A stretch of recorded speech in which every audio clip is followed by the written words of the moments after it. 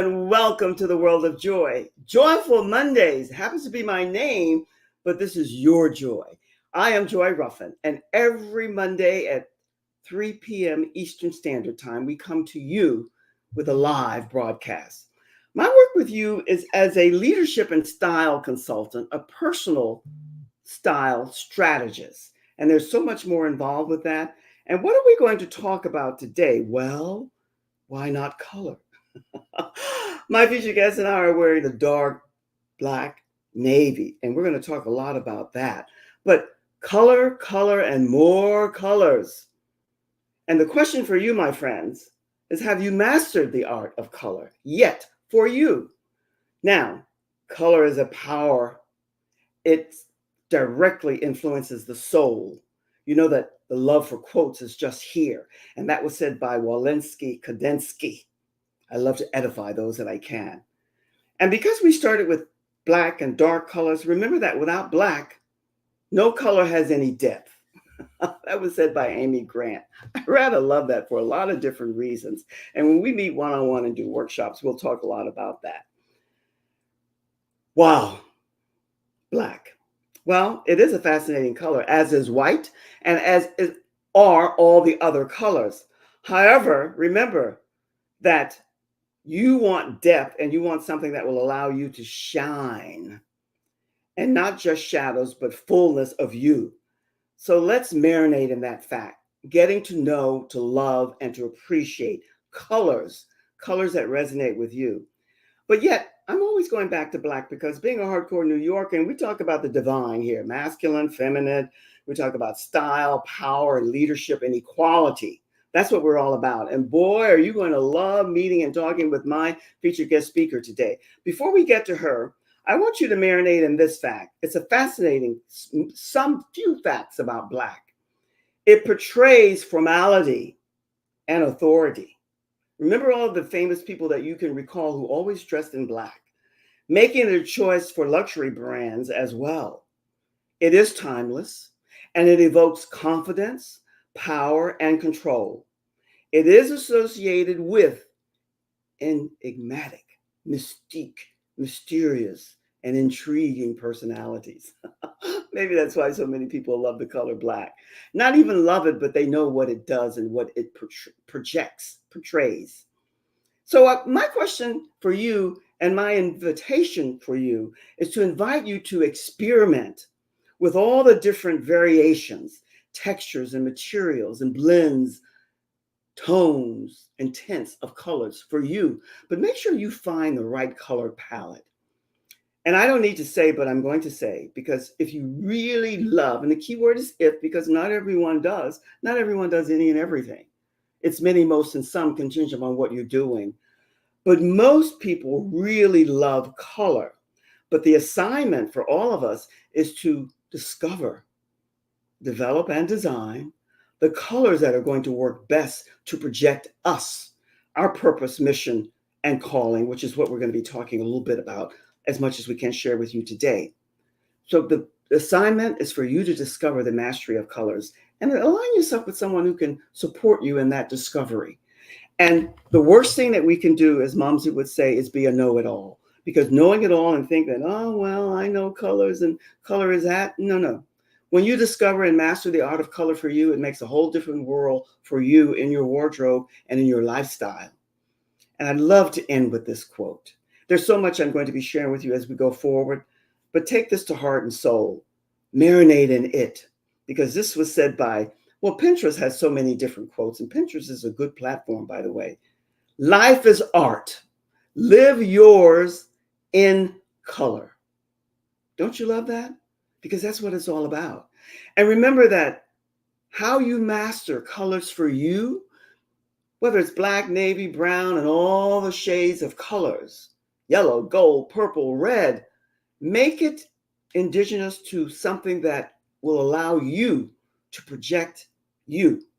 We see, you see, we all see lots of people who have colors on and they don't do anything for them. You can see that it's a nice color, it's a nice dress, it's a nice suit, whatever it is, but it doesn't do you because you care. You want to avoid that. Now, friends, I always start off at the beginning telling you a little bit, sharing with you a little bit about my love, hoping that you have the same or in the process of becoming the love of fabrics, color, styles that work for you. Because we're all about projection of your purpose, the mission and the calling that's all about you. So remember that color is vital. You can bypass it if it doesn't mean anything to you. There's no judgment here. But if you really care and you're interested, you will find, as all of the names that I'm not going to mention, because if you anywhere on the social platform, you know who they are. Every time you would see them, they would have on black or some dark color because they wanted you to see and feel and hear the power within them. That's a fact. Now, that said, I want you to sit back for a second because I want to do a quick little reset. And I want to invite you, if you are not already a member, I'm inviting you to join our Leading Ladies, Leaving Legacies Facebook group because you belong there with us. We're not sexist here, but this is a group for women because we're all about the divine. We're asking you to share your vision, your mission, and your purpose, which is what our lovely guest is going to do today for us. Because your vision, your mission, and your purpose, it matters. And people need to hear your purpose, mission, and how it connects and relates to them. You hear me say all the time, know thyself. We're going to be talking a lot about that today with my featured guest speaker. It's a long time overdue reconnecting with her because we're asking you to unlock your magic. Know thyself. Find any and every tool that will work for you, that will support you in the discovery of your knowing. At the core and essence of you, the heart and soul connected, who you are. That's what we're about here. And every guest that I bring on here, male or female, that's what we're projecting to you. Let me allow my engineer to put up the poster. I'm going to ask you to sit back and relax and take a screenshot or a snapshot. She's offering you a gift. If you get her website, authenticityandpurpose.com, you'll be able to download this, and we'll speak a little bit about it more later. But we're going to be talking about from fear to fierce. Oh, I love alliteration, and I love that. And now, friends, you know the drill. Just sit back and relax, whatever that is to you. Grab a cup of coffee, a cup of tea, a glass of water, any other, whatever that you like, and support me and welcoming. But before I do, let me share a little bit with you about Lisa Altman Baldwin. She is a dynamic, gifted, sought after speaker, a leadership strategist. I like to say that I'm a personal development strategist. I love her title, a leadership strategist, and self-empowerment tools she's offering for authentic and purposeful living. Who doesn't want that? She's also the author, and this is how I met her a long time ago. It seems a long time ago, but time, she's the author of this highly acclaimed book, and I love this title. And if you are about your purpose and discovering on your journey, you're going to love it too. I cried, and people loved me anyway. You're going to help me welcome and absolutely embrace our featured guest speaker today, Lisa Altman Baldwin. Come on up. Hi, Lisa. Hi, Joy. How are you? Oh, I'm on fire. I'm on fire because I love your title. I love the work you're doing. It's all exciting for me, and people know that I get excited. It's just good to reconnect with you. How are you doing? I'm doing great. And that's so funny. I had no idea that you were going to be talking about the symbolism of Black today. And that just happens to be what I put on. So we are divinely synced today. Yes, indeed. Indeed. We always have been, and I've always felt that. The work that you're doing is tremendous and it's so needed, and we all go about it in different ways. We are on the same journey together, a different path maybe, but the end results will be the same. You have this title, which I love, Fear, Leave Fear and Go to Fearless. How do you support people to live authentically and purposefully in both? This is what I love, Lisa, both their personal and their professional lives, because it's about finding that balance. Right. Well, the thing is, to succinctly answer is I start with my story.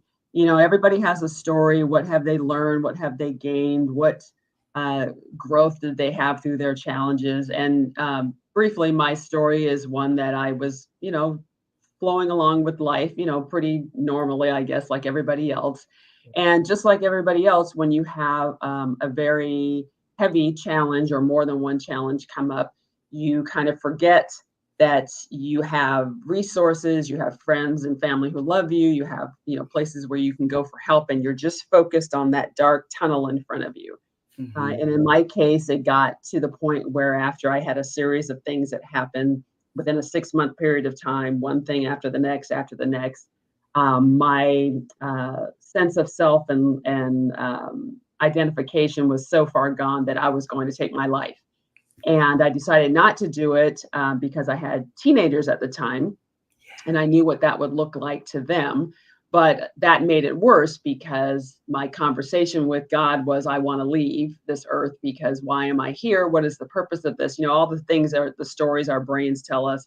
And I didn't want to do this to the kids. But the guidance I heard after going back to counseling and just starting to do some inner deep work was that no, we're not going to check out. We are going to help other people. And so I feel like I was given that title of the book, which was I Cried and People Loved Me Anyway. Wow, I love that. As much as I attempt to do research and look into backgrounds and get stories, and I remember when we met before, somehow you forget. And then as soon as it's shared with you again, it comes to the fore. Yeah. I think I really have consumed the title of the book now, and I get it, because we all face challenges and the series of struggles that we deal with. Lisa, I'm dealing with one now, that the biggest transition in my life, which is not for this discussion, but I received that. I know that. But yet you received the message, however you received it from whatever higher source, that no, no, no, no, no, that was not the way you were meant to go. Right. So when you received that, how soon were you able to embrace that? Well, at first I questioned it. The first thing I said, and I believe it was from my divine power that sent that to me. The first thing I said was, "Excuse me?" I just got through saying, God, whoever, higher presence, that I'm worthless. I can't do anything right. These things are happening over and over. What's the point of it? And you want me to write a book and share my dirty laundry with everybody? And the guidance I heard was, yes, you are. So I just started writing. I started writing a few hours after that happened. And it took 2 years to write the book, but there was a lot of this up and down with this growth process. So it wasn't like you get a light bulb and everything's honky dory and, oh, I'm supposed to write a book. You still have to do a lot of the soul work. So it did take 2 years to write the book, and I ended up self-publishing it. But when I went on my first book tour, I would be, when you meet people, always this, everyone always asks, what do you do? And what have you? When they find out you wrote a book, people say, oh, what is your book about? It's a natural question. And I would be 10 seconds into explaining, and people are shaking their head and they're saying, me too, or I just got this diagnosis, or, all of that type of thing. Somebody just got divorced, what have you. And it just reminded me that we're all in the same boat. We just need the right tools to help us through whatever the current situation is. Boy, oh boy, you're so good at explaining and the clarity of how you do that. Because let me ask you this question, though. This, as you were sharing with us, came to me, Lisa, and you might have, I don't go back, I go forward. But what were you doing before you decided to write this book? It took you 2 years to write it. Were you a natural writer? Had you been a writer? Were you promoting PR or something for something else? Or you just sat down and said, I'm going to write this book, and you became an author? How did that come? No, I was a writer before that. I was a travel writer for 25 years. I had done some speaking, and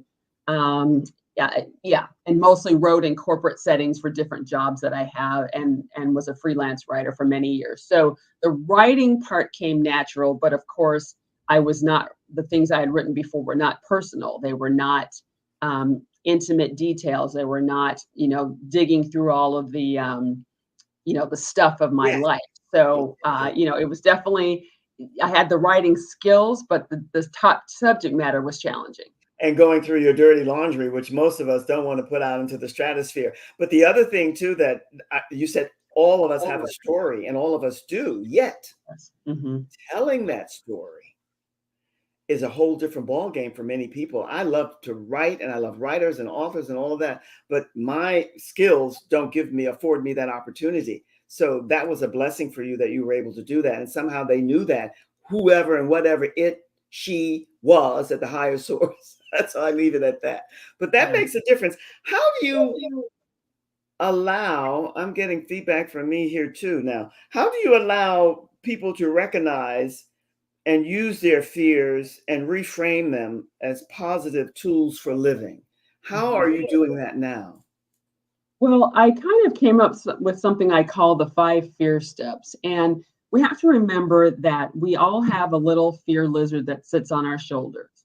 And a lot Yes. of it comes from our social environments we live in, but it says, you're too old, you're too young, you're too fat, you're too thin. Who do you think you are to do this or to do that? Boys or girls aren't supposed to do this or that. Society says your sexual orientation is wrong and your race is wrong and all of that. And so that little lizard sits here and repeats all of that in our ears all the time. And we're Mhm. listening to it, so it works. So what I tell people is the 5 fear steps are, first of all, is to stop and take a deep breath. And that automatically leaves some space for something else to come in. Then I tell people to examine your fear story. Is it a true fear story? Like there's a fire, there's a flood, someone's physically trying to harm you. Because if that is the case, your body's probably already reacted to go and deal with that. You're running, you're calling the police, something like that. And then the third thing is, and this is really key, is to reframe that fear story. What is the opposite of this fear story? Because your brain only knows what you tell it. It doesn't know if something's real or imagined. So what is the opposite of this fear story? It's deciding not to stay victim to what the story is. And then how would you want to feel without this fear story? We all know what it feels like when we're in a fear mode. How would you want to feel without that fear story? And then what if I choose not to believe this fear story this time? Because the story is always about something from the past we don't want to repeat, or something in the future that we don't want to happen, or scared that might happen, or what if. So if we can what if, why don't we what if what we want to see instead of what we don't want to see? I love that. And Lisa, we all have heard at some point in time, contingent upon all the different variables, who do you think you are? You know, and Right. that inner child, you're too old, you're too young, you're too this, you're too that, and it goes on and on and on. When do we, and people have all different types of terminology for addressing that. The Yeah. inner child, you rethink, you reset, but coming to that awakening, it's not easy for a lot of people. So what suggestions or tools are you offering that will allow people to be open enough to connect to what's possible? Hmm. Well, I think we have to start with self forgiveness, because we are harder on ourselves than we are on other people. And if we had a friend that came to us and telling us about their challenges, et cetera, we would be loving and gentle and say, well, I'm here to support you and we can work through this together. But we don't do that for ourselves. We sit there and beat ourselves up and say, no, it needs to be this. Why don't you know this at this age? Why aren't you doing this? And so we have to forgive ourselves for whatever reason we had that story, or whatever trauma or situation had happened to us. It brought us to where we are now, and we are in charge of where we go forward from there. So I definitely tell people to start with self forgiveness. And then the other thing is living in gratitude. It's hard to say sometimes, well, how can I be grateful for X, Y, and Z? But there's always a blessing and a lesson in everything. And I'll tell you a really quick story about, I don't know, maybe it's 6 years ago now. I got in a bike accident, Mm-hmm. and I was laying on the ground waiting for, the police and the ambulance and everything to come. And, I was pretty sure I had broken this arm, and I'm laying on the ground. I really can't do anything. And the first thing that came to me, and it's from a constant doing this work. It wasn't something I thought of, consciously, was make a gratitude list. And so I'm on the ground by myself and I'm talking out loud. And I said, it's a sunny day and it's not raining. I'm on the sidewalk and not in the street. I'm 2 miles from the hospital. My friend that I called, she'll know exactly what to do. I have health insurance. People are going to, stopping by to help me. And it just takes you out of, I have to stay in this pain and this situation that I'm in. And you can use that for anything, whether you're getting divorced or you're having issues with your kids or the job is challenging. You can still find gratitude and blessings within that. I completely agree with that, because I have to say that I can say that in different ways. I've been a witness to that reality. And I met another beautiful soul who, Lisa, she works as a forgiveness coach. That's Mm, her handle. And she says that the first person we have to really forgive is ourselves. No exactly. blame. And once you do that, you don't have it for other people either. Makes Right, all the difference in the world. right. So I don't know what that is. And you mentioned gratitude and gaining perspective, but sometimes that's difficult for people. How do Mhm, you advise people to have a gratitude and perspectives about it? Now, a lot of people talk about journals. A lot of people don't want to write journals, don't write journals. A lot of people have all different ways of they feel that others can do this. What are some of the means that you feel outside of journaling that people can just be grateful for and have gratitude for whatever comes in life? How does mhm. that happen? Well, I think if we take stock of who and what is around us, first of all, if we are alive, we have breath in our body. So that's the Yes, first way, is to thank yourself for the breath in your body. You may have physical things going on, but there are some things that are working, obviously, because you're still here. So I think thanking your body for what it does to support you, and yes, that we don't even have to think about, 24/7. It's so easy to look around and see, who family members, friends.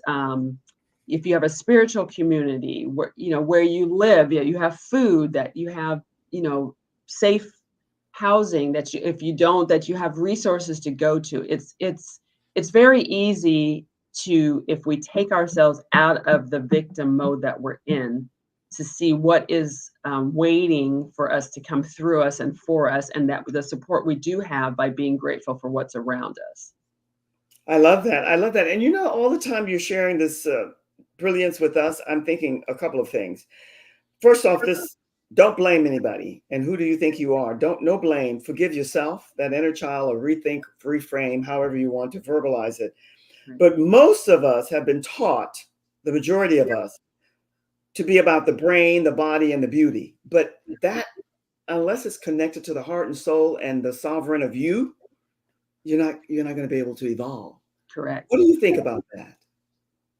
Yes, it's the comparison thing. That person's more beautiful. That person's more successful. That person has It's more money. Yeah, it's always that person, that person. Well, if you can get to the point where you understand that for whatever spiritual guide you feel that you have or even don't have, that you're here for a reason. We're only here in this iteration of this body for however long. And there, you bring beauty to the world, whether you consciously know it or not, you do. And people, all of us have been complimented on something. Someone says, "Oh, I like how you speak to people," or "I like your smile," or I have fun with you," or what have you. Those are the things that other people see in you. So if you can recognize, people aren't just trying to blow smoke up your skirt. That's something they recognize in you. They see that's the beauty that you bring. So take that in. It's Oh, not about boasting and saying, "Oh, I go around and bring beauty to the world." It's, I bring beauty to the world. There's two different ways to take that in. Lisa, you are a soul sister for sure, because you could not have explained that clearer. You brought in the words that I wanted to bring up. When I say the brain, the body, the beauty, that's part of us. But I'm all about total equality, femininity for women, divine. And unless you are able to connect with your own truth, love, and beauty within you, because everyone has it, it's very difficult, because then you're going to go back to copy, compare, and compete. And that's a waste of energy. And we're Yeah. all about energy anyway. Love that. Now, the time flies here. You and I could go on and on and on. We both know that. Yeah. But give us some food for thought, some takeaway, and what you want to leave people with. And I'm going to ask my engineer to put up your graphic. And I know that that's something that you're offering. They have your link. Talk to us a little bit about that. She'll leave it up for a short time. And then give us any seeds or food for thought that you want to have as takeaways for people who will come for the replay. And now. Sure. Yeah, sure. So what I'm giving away is a free guide. It's called From Fear to Fierce, 10 Tools to Build Self-Confidence and Live Authentically.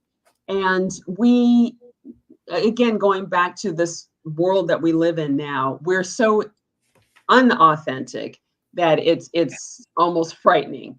Oh, And authenticity seems to be the big buzzwords now, and there's probably a good reason for that. But what I want to leave people with is you want to be your authentic and purposeful and mindful self within every situation that you're in, not just when you're at home and then you have to turn it off when you're at work because you're in this more structured environment that doesn't understand people and doesn't want them to be vulnerable and doesn't want them to be real. It's not about putting on a persona, it's appreciating yourself, knowing that you do still have ways to grow and change, and that it's a process, and that you don't have to listen to the naysayers, because those are people who are unable to see their own light, which is why they're criticizing you. So if you can show the compassion piece to other people when they're criticizing you, then you start to realize more your value and your worth, and that you don't have to do anything to try and please other people, whether it's your family or anybody else. You just need to be yourself. And if you're not sure who yourself is, stop listening to the other people and it will naturally emerge. And that's a perfect way to start. boy, was that beautiful. That is so good because, and I'm all about the divine now, and it's both masculine and feminine. And we as women, it's time for us to come together and stop all of the nonsense. And it begins with all the brilliance that you just shared with us. It begins with each and every individual, because everyone comes to the table with their own truth, love, and beauty when you recognize it. Yeah. And And I'd what you like said, to, yeah, yes, I'm go. sorry. And I'd like to add for the men too, because Yes. when we talk about beauty and strength and things like that, usually it's focused on women, but men are told the same, stories as well when they're brought up. Don't cry like a girl, suck it up, be Yes. a man, Yes. all of that stuff. And so the men are walking around with the same low self-worth things in there as the women are. So it's just, and men probably don't say anything about their inner beauty, but No. they can say about their inner strength or their inner wonderfulness or their inner guidance or whatever it is that we, want to say. And again, it's not always male and female, because people are binary and etc. But it's your own inner channeling of who you are and who you feel that you're here to be. That is so beautifully shared with all of us, because I am far from a sexist and I'm working with divine femininity, but I always preference it, the prayers with divine masculine and feminine, Right. because each of us has both and Yes. each of us has work to do. My Yes. work is with the divine feminine. So I love the way you express that, because yes, men do have the same in a different way. Might be different verbiage, and beauty you might not use for men, and you might use handsome, but it's the same thing, the Right. underlying meaning of it. So thank you for that. I don't know where the time goes. I say this, I need a little button that I can push, Lisa. But thank you for sharing with us and being here. The work that you're doing is phenomenal. It's so needed. I'm proud and happy and honored to be a part of your extended family. And I hope that you'll tune in and stay with us as long as you can, tuning in and letting other people know what we do here. Thank you, thank you, thank you for being here. Thank you. Thank you for having me. I appreciate it. It's my pleasure. My friends, every week it's the same dance that we do here. I bring you these phenomenal, fantastic, absolutely spellbinding men and women who share with you their gifts and what they're about and how they want to be impactful in the best way in your life. That's what we're all about here. And it's all about the things that Lisa and I mentioned, the divineness of each and every male and female, the power, the equality that we're all seeking. You be and stay well. Make this one of the best weeks ever. I'm sending you always with love from my heart to your heart. Embrace it. the genuine, true, the buzzword, authentic love that's within me channeling out to you. Have a great week. Until we connect next time, much love again. Cheers.